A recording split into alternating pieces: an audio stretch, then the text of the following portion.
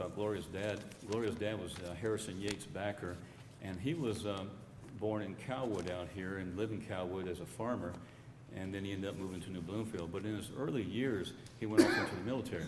He joined the military, and he went off to the World War II. He drove tanks under Patton's command.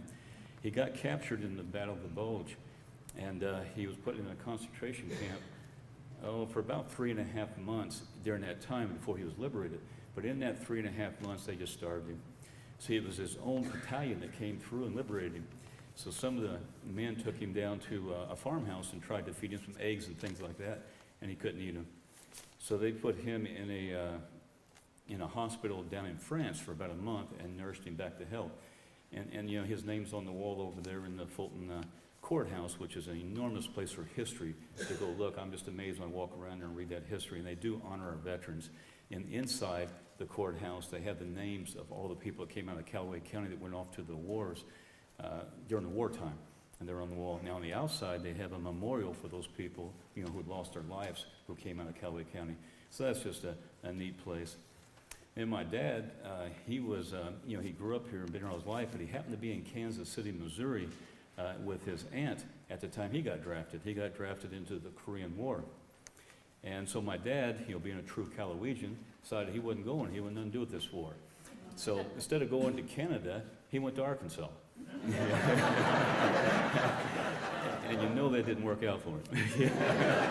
Yeah, so he went down to my great-grandma's house, a log cabin down in northwestern Arkansas. And legend is that his own mom or one of his cousins, who was also a prisoner of war in World War II, or both, turned him in. So the MPs went down and arrested him. And they said, well, you're either going to Fort Carson, Colorado for basic, or you're going to Fort Leavenworth, what would it be? And he did choose Fort Carson. So my dad did go over the Korean War, and things didn't really go well for him over there. They were guarding this one railroad station at one time. He was manning a machine gun. And so the enemy was attacking him. So he wouldn't shoot. So finally one of his men pushed him aside and fought the enemy back enough they could all retreat and get away. They lost a railroad station. He said after that time, he said, they would let me carry the machine gun, but they'd never let me man it again. Another time he got into a battle with them, and they engaged the enemy. So he took off running through the woods. He said he was running through the woods. He said he ran into one of the enemy. He said he raised his gun at the enemy raised his gun at him. They both lowered their guns and ran the opposite directions. Yeah, that wasn't the kind of stuff that I learned as a kid watching combat on TV. It was a little more exciting than that. But we're from a long line of people that went and served their country, you know. And Callaway County is a distinguished county for people that really did. That went over and did some incredible things. 3 of my brothers were in the Army, and I was in the Air Force, and we just we really believe in patriotism and veterans and things of that nature. You know, there's been a lot of people in my life that's really influenced my life as a young child. As a young child, that's when you seem to be most gullible, or things are just so dramatic at that time. You know, I know those were very important years for me growing up. And we just look at stuff like even someone like the bus driver. You know, I had like Herb Thomas there in New Bloomfield. And we were the first ones to get on the bus, and then he reversed the route at night, and we were always the last ones to get off the bus. And he never changed, he never wavered. He did that for years. But that was really neat, because I could ride back through the country on the east side of New Bloomfield and see some beautiful country here in Callaway County, rolling hills, lakes and streams. There was a creek we always had to go through. When the water was up, we always had to turn around and go different ways. Sometimes he pushed through it when you kind of wondered if we should have. But for us kids, it was exciting to go down through that creek with that water running. But it's just beautiful around here. You know, I've been in Minnesota, I'm in Texas now, been in Mississippi, been in Washington, D.C., been in Los Angeles, California, and everywhere between. And, you know, the 4 seasons that we have here are just beautiful. They're wonderful. The countryside we have around here is just amazing. You know, it's just second to none. It's just a beautiful area, and it's definitely God's majesty to be in this part of the country. And someday this will be where we'll come back to. You know, we've never left our roots here, so I'm really looking forward to getting back home. But this is a beautiful area. I always call it God's country. I say that a lot to my friends in other places of the world. You know. And I look at people like, you know, teachers. You know, I had like Mrs. Suttles, which I wish could have been here, but she couldn't. You know, it was so important to me. There was one time I was in detention. And, yeah, imagine that, somehow I got in detention. Yeah. But Mrs. Suttles was my detention teacher, and she was a history teacher as well as an English teacher, and I just loved history.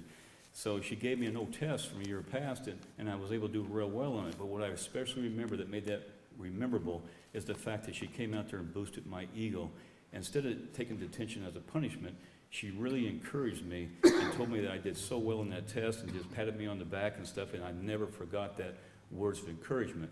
And that's what, Callaway County people do. They uplift, they edify each other, they exhort one another, things of that nature. And it just means so much, especially at those young ages. And Mrs. Doyle was also one of our class teachers, along with Mrs. Suttles. And people like that I did geography with and stuff. They were just important people in our lives. And Mrs. Harrison, I got to tell a story on that. I was snowball fighting one time up at our little park. And our school bus driver, Herb Thomas, had a feed store there. When we got to snowball fight, and then it kind of led to fighting. Well, I was against a kid 4 times my size, so he easily threw me in the feed store window. So I went into the window, broke it wide open, cut my arm up. So Mrs. Thomas ran to get a cloth of some type and came back out. Mrs. Harrison, one of our school teachers who did health, she was next door renting a house. So she knew all the commotion was going on. So she come out there and she patched me up. Wrapped my arm all up and everything, and a sheet, ripped it up and everything, and then drove me into town to meet my parents in the emergency room. And I got the opportunity about 5 years ago to thank Mrs. Harrison. She'd come to one of our class reunions, and I was so grateful that I got to thank her for what she did for me, as a young child, and the little trip to the emergency room, which wasn't that unusual. And, we had coaches throughout the years as well that were instrumental in our life. So many coaches, all the way from the youth leagues, where it was volunteer parents, to our professional coaches, and they were very, very instrumental in helping us become the people that we are today. And even people like our janitor, Mr. Owens Nevins, he was so much fun. He'd always mess with us kids and just see his personality, and he'd be pulling his little pocket knife out and showing it to us and saying, "You want this, don't you?" Of course, being young boys, yeah, we wanted that. But he put it back in his pocket. And I got to meet his nephew here as well, Cliff Owens, and that's so neat. It's just neat meeting people that are relatives or know people that were special in my life. And then we always have our really good friends, and without my good friends, it would have been hard for me during those early years. You needed that support as you're growing up. You just needed that friendship. My friends, at any time, were closer than a brother. And then there would be times, those things you can remember. My buddy Clifford sitting down there in Mrs. Suttle's English class. We were sitting in the back, and Clifford had this new pair of white jeans. I never seen nothing like it. So, of course, I just had to reach over with my pencil and draw a line on his white jeans. Well, Clifford did not take kindly to me drawing a line on his white jeans with my pencil. So next thing you know, he's got his pencil stuck in my leg. And I still have that lead in my leg today. There's a piece of lead in my leg from the 7th grade. That's my buddy. Now I'm going to have to tell on Richard here one, too. Good old buddy. We're in gym class, and we're playing volleyball. And so I'm going to the ball's up in the air, Richard on the other side of the net, the enemy. So I'm just going to flick it down because Richard's really good. He's going to jump up there, and I know he's going to hammer it. So I jump up there, and I'm just going to flick it down. By the time I got my hand on the ball, he slams it. Goes off the floor, goes up and hits the ceiling just about. At least in my mind it did. Next thing I know, my ring finger's hanging over here, knocking her off the knuckle. Sorry. Yeah. Sorry. Yeah. Another trip to the emergency room. Yeah, to meet my parents. So yeah, those are my buddies. But you know when you're a Callawaysian is when after 40 some odd years you're still friends with friends like this. You're a Callawaysian. And they're just dear to me, and there's many, many more. I got a bunch of New Bloomfield people out there that I just love the daylights out of. They're just my classmates, and they've all touched me in one way or another. You don't realize it sometimes when you're growing up, but then you look back on it. You start reflecting back over your life, and that's when you realize how blessed you are. People like all of my friends are just wonderful. And I definitely would like to talk just a little bit about my career. As an air traffic controller, I was so blessed. I got out of high school, went into the Air Force, and the military was such an opportunity for people like myself, to get an education, to get a career, and also they took care of you. They kind of allowed you to grow up a little bit yet too. And so when I went off into the military, I spent 6 years in there, and I was fortunate enough to become an air traffic controller. I got to work radar for that part of my life. And I worked all over the place, even Okinawa, Japan, where we had two children, our two first children, so that was neat. And then working that radar on the island there, we worked all the traffic. You know, we worked the commercial traffic as well as all the military. And when you're on an island like Okinawa, that's a lot of traffic. Every military type of aircraft there is comes in and out of there. It was just amazing. And we worked all the civilian traffic too. One day I was sitting on the screen and I was working departure in front of my scope. And of course, like any job, I was sliding over talking to my buddy that was kind of next to me working another screen. And next thing I know, this T-39 comes up, which is like a jet, and he calls me up in my ear, and he says, approach, he says, I'm going to level off here and pass below this Boeing 747. And so I slide back over, look at it, I go, what's going on? And then I just, in a calm voice, I say, Roger, maintain visual, because everything we say is recorded. So I thought, how am I going to get myself out of this? Because I was messing up. I was letting these two uncontrolled come up and climb together as they were crossing. But anyway, it worked out. But then sometimes you look at that like, what kind of separation did I use? I used a really big sky and a little bitty airplane and hope they miss. But those are times you're a young guy and you can't believe you're working all this traffic. At that time I was about 22 years old. And you just look back at it and I can't believe I was working all that aircraft, 747s, L-10s, 11s, fighter jets. I had an A-6 one time that he was heading out somewhere and his engines flamed out. So they just went off. Well, an A-6 is a fighter jet, Navy. So it's going down like a rock. It's just a piece of iron. So, I told him, I said, point it towards the ocean, which he did. And of course, by that time, he tells me he's bailing out, he's ejecting. And with me working the screen, I was able to take a grease pencil, and when he told me eject it, I was able to mark the screen. So then I went on emergency frequency and asked if there was any helicopters in the area. And several helicopters came up. So I found one that's kind of close to me. I radar identified the helicopter, and then I vectored him out to the spot where I had my grease pencil. And we found that guy probably within 2 minutes. We were on top of this guy. So I had that helicopter over the top of him. He was out in the ocean just floating around on a raft until we got another helicopter there with the appropriate equipment to lift him up out of there. So I got to do a lot of neat stuff over the life of my career as well, that you just go home and have a good day. So that was really neat. Then when I got out of the Air Force, I was fortunate enough to get picked up by the Federal Aviation Administration and do the same line of work, except this time I got to go to Wichita, Kansas and work in the tower cab. And that was so much fun to be up in that tower cab and telling those big old aircraft, taxiing position, hold, clear for takeoff, and just working that traffic out. And it got pretty wild sometimes during the busy times that you really had to stay on top of things. And that was just a blessing. Then I got the opportunity to work my way back home to Columbia, Missouri. Well, Columbia, Missouri has a flight service station. It's another one of the options. You kind of got the radar, you got the tower that's looking out the concrete, especially the big airports, and then you have flight service. Flight service is the third option of air traffic. And flight service is where we talk on the phone to pilots and weather brief them. We just sit in front of a computer terminal and they call in. They say, we say, where are you going? Where are you going from? How high are you going? What time are you going to leave? What's your time en route? What altitude are you requesting to go? We get this background information and then we weather brief them.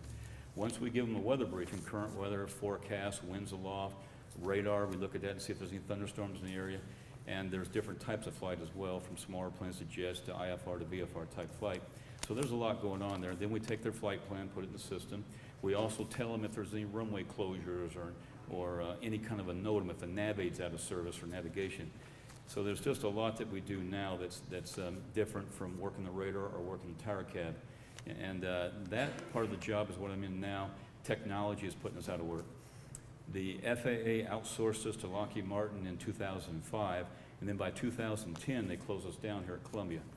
So we're shrinking. They're consolidating up. When you get to the private sector, it's all about money, and that's why the FAA did it. The FAA still pays the bill, but there's cheaper by contracting it out to a contractor than it was for them maintaining the services. And that's why I'm chasing my job all over the country right now when they closed Columbia. Then I went to Minnesota, they closed that. I went to Washington, D.C. They haven't closed that yet, but I had an opportunity to go to Fort Worth where I have a daughter. And so we're gradually shrinking. We went from 2,700 specialists in 2005. We're down to about 400 now and shrinking. They are automating this. Pilots are going on the internet and getting their own weather, putting their own flight plans in, activating their own flight plans, closing their own flight plans. So it's just getting to the point, and the FAA is aggressively pursuing this. And of course, private corporations, they're running the website. So Lockheed doesn't really care. They own the website that they're getting rid of the humans. So that's where we are today. Technology is moving really fast, it's accelerating. We have this navigation now, the GPSs you're all probably using in your cars. Navigation has improved tremendously since I've been involved in air traffic. You know, it used to be there to get these VORs and stuff across the country. Pilots had to dial into them. It was like highways in the sky. They had to go from point A to point B to point C. Now they can just take off across the sky and go straight to wherever they're going, and the separation is getting so much better. It's going to put us out of business too, probably in the centers in time, because right now we still use radar to vector aircraft and to separate them on altitudes and things and watch them. But these satellites in the sky, there was 24 of them originally. Now there's 32, and all 24 original ones have been replaced with modern, up-to-date equipment. There's 32 now, and they can, if you got the right equipment in your airplane, you can pick up on maybe 3 or 4 of them at a time, and you can even tell your altitude that you're at as well as your location. And more pilots are navigating off the GPS now. Matter of fact, even the small planes are handheld GPSs.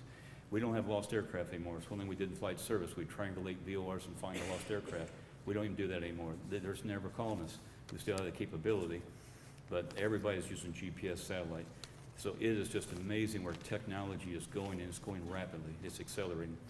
So that's kind of where I am with my career. And whenever they came to me, whenever Columbia was closing, and they told me I could have a job in Princeton, Minnesota. You know, I come home and I asked my wife, I was working for the state of Missouri, I said, hey, do you want to quit your job and follow me up to Princeton, Minnesota? And I turned around, she was gone. I looked out in the driveway, she was sitting in the car. Yeah. And I still haven't figured out, is it follow me or quit your job? But I'm afraid I probably know that answer. But it's been a wonderful experience. I've enjoyed moving around and seeing new sights and things, but someday we really do want to come home, you know, to here, because this is just a wonderful place, and this is where our family is. And I met so many wonderful people tonight that's just amazing. You know, and in closing, you know, we are all here tonight in honor of our heritage, to reflect on the past, live in the present, and to shape the future. To be grateful and maintain a sense of humbleness on how blessed we are living in this county. And by county, you know, I mean the people. And I thank you all, and God bless all of you.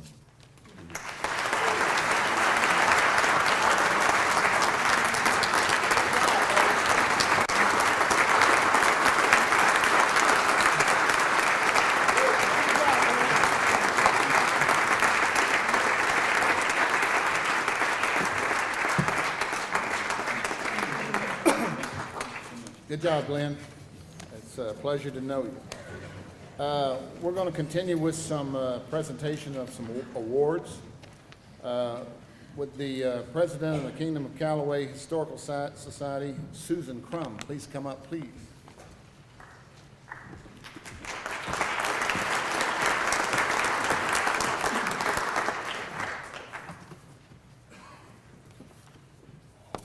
Good evening. Glenn, you're not quite finished. You may have thought you were. The Kingdom Supper has a rich heritage, 113 years of coming together annually from across the county.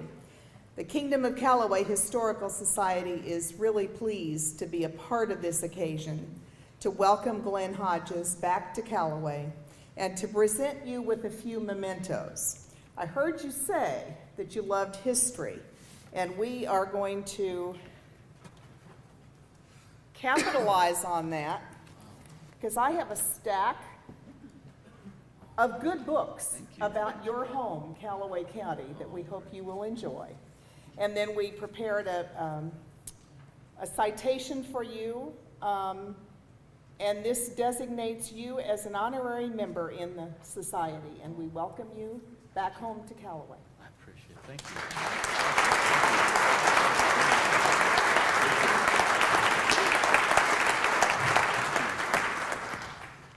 Would the Honorable Judge Joe Hope please come forward?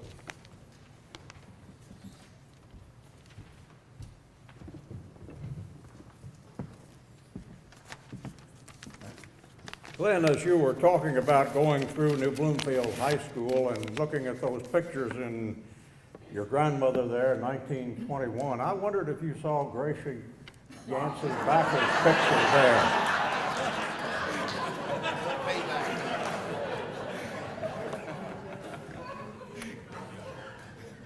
Honored guest, Mr. President, ladies and gentlemen, Some years ago, 2002 to be exact, the committee began to recognize those in our community who are not natives, but who have contributed a great deal to us.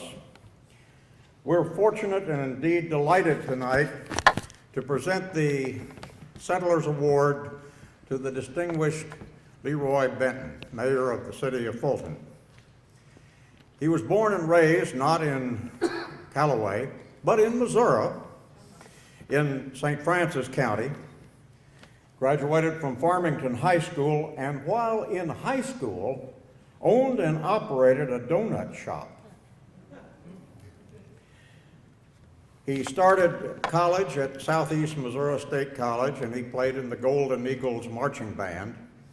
And then in 1963, he got the correct directions and came to the University of Missouri in Columbia, where he stayed and graduated with a BS degree in Business and Public Administration.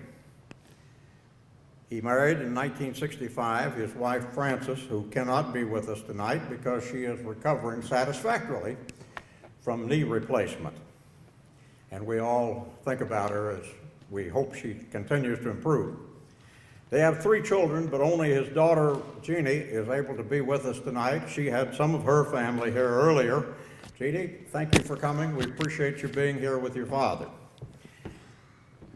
As he followed, after graduation from college, he followed the pattern many of us did and joined the United States military.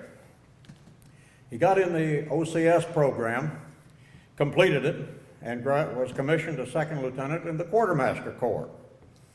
He served in the Quartermaster Corps then as an officer from 1966 through 1969.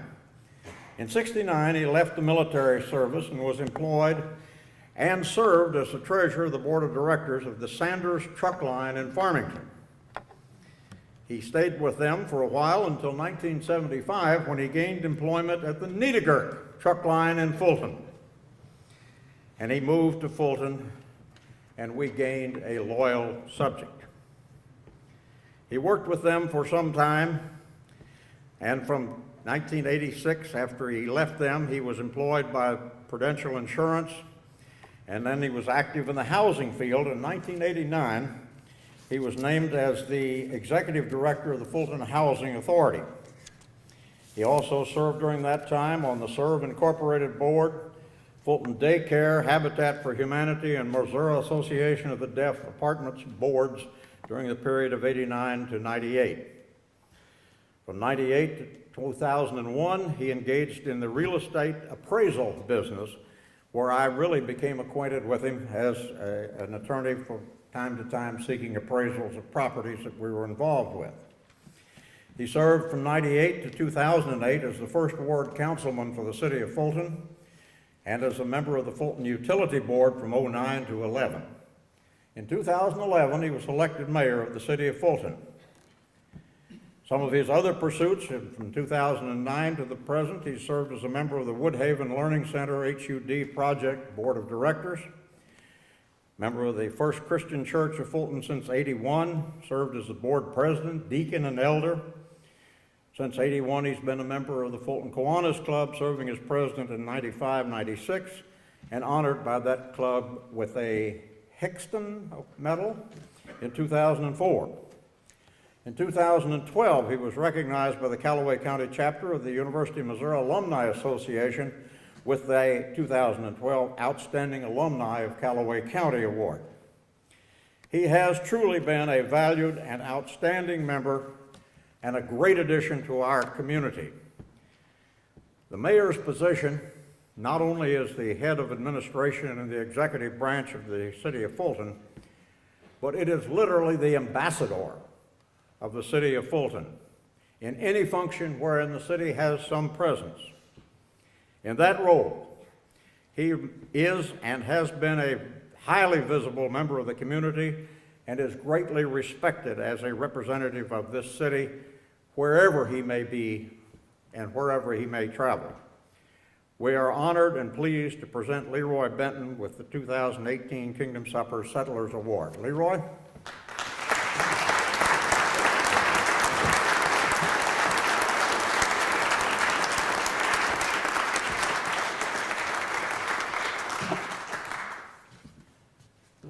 plaque, which you may have recognized the shape.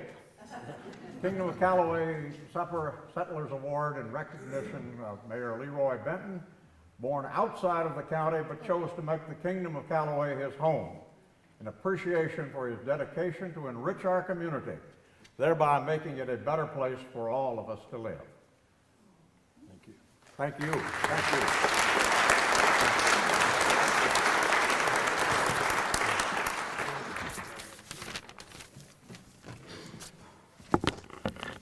Thank you, Joe. I appreciate your kind words. I want to thank Joe for the introduction and to the supper committee for the honor to be with you this evening. I am truly honored and humbled to be recognized with the Settlers Award, especially when I reviewed the past recipients. What a class of talent to be joining. Of course, I recognize this honor is bestowed on me. However, it is really honoring those organizations and teams that I have been associated with since I have been a resident of Callaway County.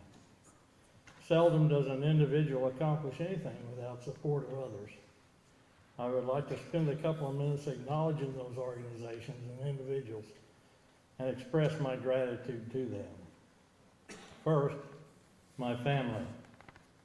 I am truly blessed to have a wife and children and grandchildren that have supported me through the years, and I owe a great deal of thanks for their support and love. I love you. Second, First Christian Church is my church family. I have been blessed by their acceptance and support through the years. Plus, I have been a member of the Fulton Kiwanis Club since I moved to the county, and I thank them for their support and friendships throughout these 37 years. Your church and service clubs are a tremendous vehicle to become a part of the community. And I thank all of you who are service club members, as your support is one of the foundations of the Fulton community. Third are all my business associates that have supported and worked with me through the years. In particular, I want to thank, even though they're no longer with us, Bill and Gordon Niedergert, who showed faith in a young guy who had nothing but his willingness to work hard when they sold me their truck line. Plus, I want to thank the Fulton Housing Authority employees for their support while I was the executive director of that organization. I still cherish those memories of the relationships with Pete Brickley, Betty Nichols, and Gail Branch, and the rest of the crew. Next, I want to thank Ned Dye and Phil Reynolds for allowing me to join their team at the Dye and Reynolds Appraisal Services. I greatly appreciated their advice and counsel. Ned, I want to particularly point out that several years ago, we challenged each other because I was wanting him to run for mayor.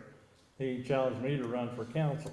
Well, Ned was defeated, and I didn't have anybody run against me.